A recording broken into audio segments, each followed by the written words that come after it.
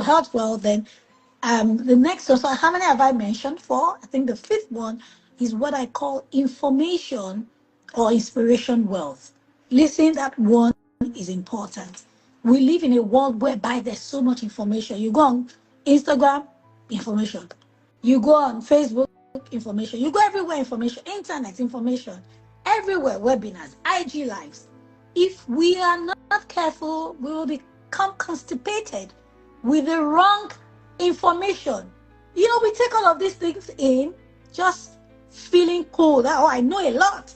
But how many of these things actually change our lives? Sometimes you need to say, where have I been? Where am I heading? The amount of information and inspiration that I've gotten in the last few years, how have they moved me in the direction that I want? Am I being elevated? Or am I just taking on this inspiration? I thought about something just about 2 hours ago. I said, we need to move from motivation to activation. There's so much information out there. But you need to curate your information well to say, this is the kind of information I need right now. Maybe on personal development, maybe on investing. And this is what I am going to do about it. And I believe once I take these action steps, it's going to move me forward. So it's not enough to brag. I did 50 courses last year. Well done. How is it showing up in your life? I have 50 mentors that I follow on social media. Well done. Now, are the results and the outcomes of your life commensurate with this information that you have? So you don't have to jump on all the lives. You don't have to jump on all the webinars. Know what I can particularly tell you that this season of my life, as of March 2025, this is the area I'm trying to work on. And this is the kind of information that I need. And I shut off the noise and anything that doesn't align with what I need. Anyway, I'm not supposed to go deep into that.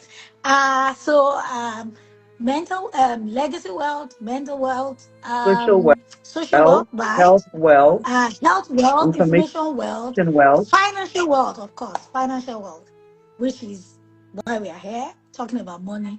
Again, don't think that I'm trying to undermine the place of money. I'm not saying that. Money is important, but I'm just trying to help us realize that, listen, some of these other things, when they are in place, money will follow, right? But we are all hung on, the kind of money. You are chasing money, you lose your relationships, you lose your family, and all of those things. Anyway, the final one, I'm not going to say it. Go and take a guess, right? But hey, that's it. So I like that we started like this, and it's literally unscripted, but we must just be intentional. Because listen, as the scripture says, the love of money is the root of all evil. I see a generation that is so inundated with money. The things people are doing for money these days, my sister, you hear some things. I was talking to a lady a while ago, and I'm like, okay, get your life in order and all of those things. And I'm like, okay, so what do you want to do?